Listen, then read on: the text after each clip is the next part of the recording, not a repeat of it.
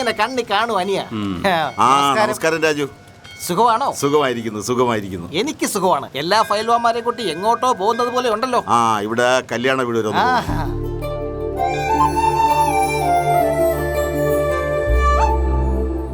എന്താടോ താൻ ഇവിടെ ഇങ്ങനെ തൂണി ചൊറിഞ്ഞുകൊണ്ട് നിൽക്കുന്നത്?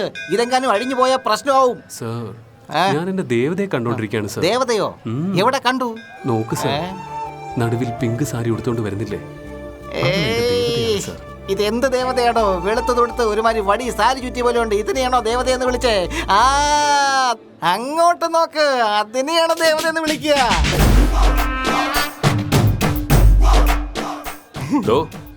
ആനയെ കാണിച്ചിട്ട് അമ്പാരി എന്ന് പറയാ. ആനയ്ക്കും അമ്പാരിക്കും തമ്മിലുള്ള വ്യത്യാസം അറിയില്ലേ നിനക്ക്? അങ്ങനെയാണെങ്കിൽ എന്റെ പെണ്ണിനെ താൻ ആനയെന്ന് വിളിച്ചോ? അത് പോട്ടെ വീട്. അവനവന്റെ പെണ്ണ് അവനവന്റെ ദേവത തന്നെയാ. വാ പോവാം. നോക്കിയേ, ഇതാണ് കല്യാണം നടക്കുന്ന മണ്ഡപം. ഈ മണ്ഡപത്തിലിരുന്ന് 3 മണി മുഴക്കിയാൽ ഈ 7 ജന്മത്തിൽ ആ ബന്ധം മുറിക്കാൻ സാധിക്കില്ല.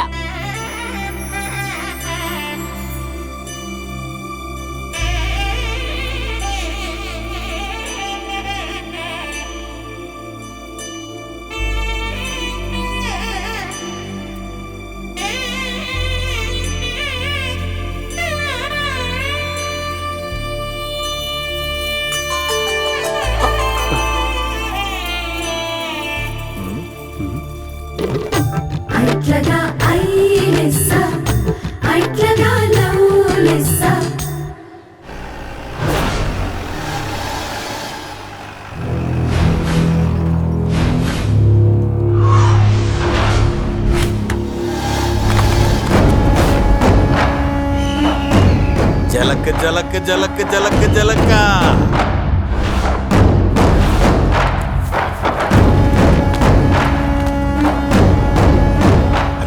നമസ്കാരമുണ്ട് അമ്മാവ.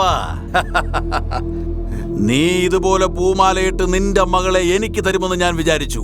നീ വേറൊരുത്തനെ കൊണ്ടല്ലേ കെട്ടിച്ചത്? തെറ്റ് ചെയ്തില്ലേ? വലിയ തെറ്റ് ചെയ്തില്ലേ? എന്താ ഇങ്ങനെ നോക്കുന്നത്?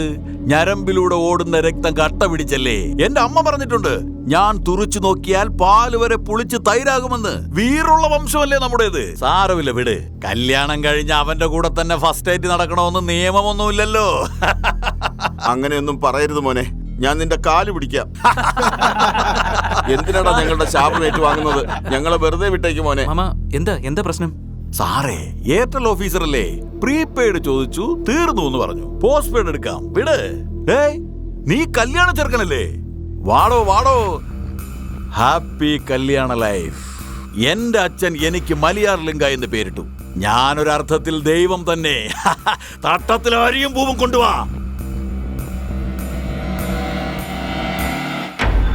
നന്നായിരിക്കട്ടെ. നവവധു മേഡം വരട്ടെ.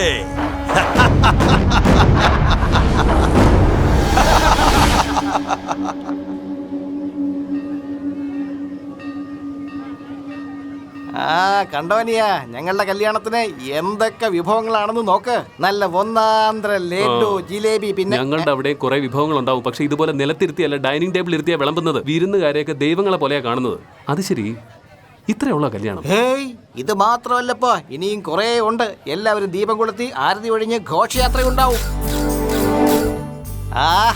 നോക്ക്, അശ്വതിയും ഒപ്പം അനന്തനും. റിസപ്ഷൻ എത്ര ഗംഭീരമായി നടക്കുന്നു നോക്ക്. എന്ത്? അവര് ഗിഫ്റ്റ് കൊടുക്കുന്നു, ഇവര് വാങ്ങിക്കുന്നു, ഫോട്ടോ എടുക്കുന്നു, പോകുന്നു. ശരി, ഇത്രയുള്ളൂ നിങ്ങളുടെ കല്യാണം? ഇത് മാത്രമല്ലപ്പാ, രാത്രിയിൽ പന്തിയിൽ ഭക്ഷണം കഴിക്കാനിരുന്ന് ഫോട്ടോ എടുക്കുന്ന പരിപാടിയും കൂടെ ഉണ്ട്. ഗൗഡർ ഫാമിലി വന്നല്ലോ. ഒന്ന് ചിരിക്ക് പ്ലീസ്. ഈ കുട്ടി എന്നെക്കാൾ നന്നായിട്ട് ലൈൻ അടിക്കുന്നുണ്ടല്ലോ. എനിക്കെന്താ ഈ ഐഡിയ ഒന്നും വരാത്തെ?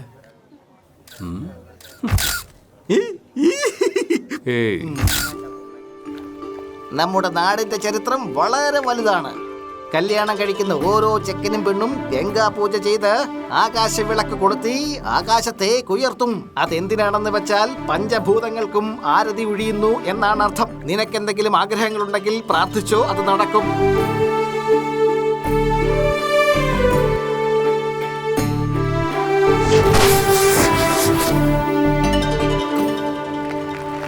നോക്കു മോനെ, ഞങ്ങളുടെ ഗ്രാമത്തിലെ ഒരു വലിയ ഗോതയാണിത്.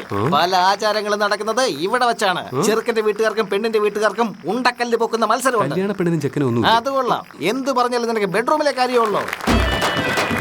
ആ കല്ല് നോക്ക്, ഏകദേശം 2 കിൻഡൽ തൂക്കുള്ളൊരു കല്ലാണത്. ആ കല്ല് പൊക്കാനുള്ള കരുത്തുള്ളവർ വേണം. ഒരു നിമിഷത്തിൽ ആരത് പൊക്കി താഴെ ഇടുന്നുവോ അവർ ജയിച്ചു. നിങ്ങൾ പൊക്കുമായിരിക്കുമല്ലേ? ആ, ഞാനും പൊക്കാറുണ്ട്. പക്ഷെ അത് ഇങ്ങനെയുള്ള കല്ലല്ലപ്പാ. ഓഹോ, അങ്ങനെ.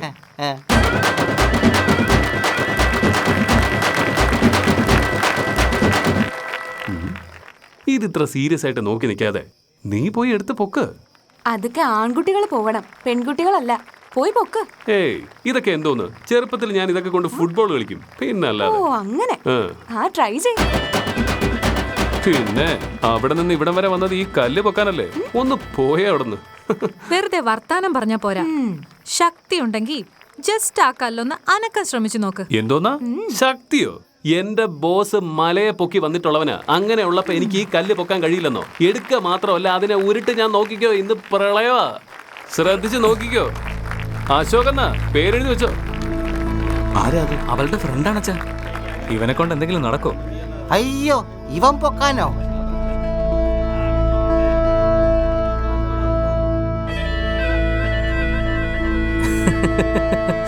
നമ്മുടെ നാട്ടിലെ വീരന്മാരെ കൊണ്ട് പറ്റിയിട്ടില്ല, എന്നിട്ടല്ലേ ഇവൻ.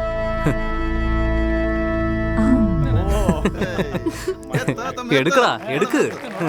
അയ്യോ, മല കുന്ന് എന്നൊക്കെ എന്തൊക്കെയോ ബിൽഡപ്പ് കൊടുത്തു. ആഞ്ജനേയ, പിടിച്ച പാടെ കല്ല് പൂ പോലെ പൊങ്ങി വരണേ.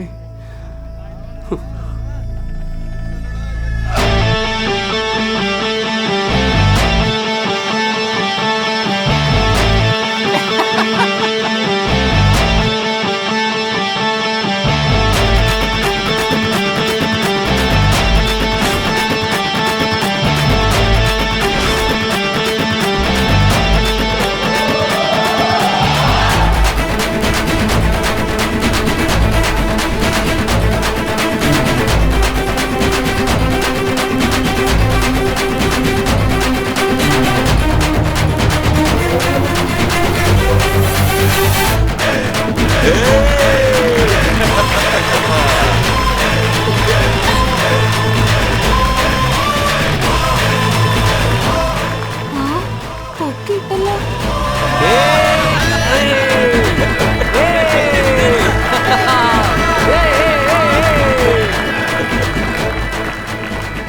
ഞങ്ങളുടെ നാടിന്റെ വകയായി നിനക്ക് ഈ മെഡൽ. റാം, രസം കൊണ്ടുവാ. എന്റെ മകൾ റാണിയെ പോലെയാ. കല്യാണം കഴിക്കുന്നു.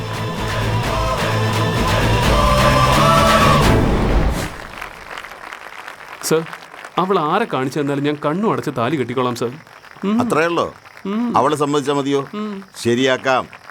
ഡേയ് റാം, രസം കൊണ്ടുവാ.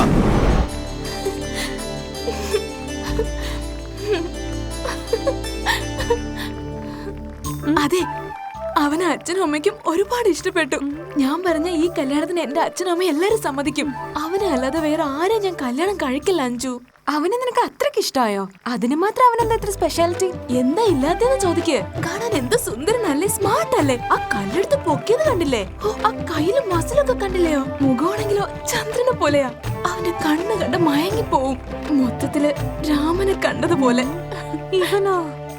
ഇങ്ങനെയുള്ളൊരു ചെറുക്കനെ ഭൂമിയിൽ ഒരിടത്തും കിട്ടില്ലെന്നേ. അയ്യോ, അവന് ഓൾറെഡി കല്യാണം കഴിഞ്ഞതാ. അതില് 4 ഡിവോഴ്സ് കേസ്. അറിയോ? അത് കുഴപ്പമില്ലടി, ഞാൻ 5ാമത്തെ ഭാര്യ ആയിക്കോളാന്നേ. എന്നാ ശരി, നാളെ അവന്റെ അച്ഛനും അമ്മയോട് സംസാരിച്ചിട്ട് വിവരം പറയാം. പ്ലീസ് അടി, ദയവ് ചെയ്ത് എന്റെ കല്യാണം നടത്തി തന്നാ നിങ്ങക്ക് പുണ്യം കിട്ടും. Bye bye bye bye. ലവ്വാ. എന്താ? ഏയ്, അയ്യോ, കുടിക്ക്. ദൈവത്തിന്റെ പ്രസാദമാണ്, കുടിക്കാതിരിക്കരുത്. കുടിക്കുന്നേ. ജയ് ശ്രീറാം. ഭഗവാനെ കാത്തോണേ.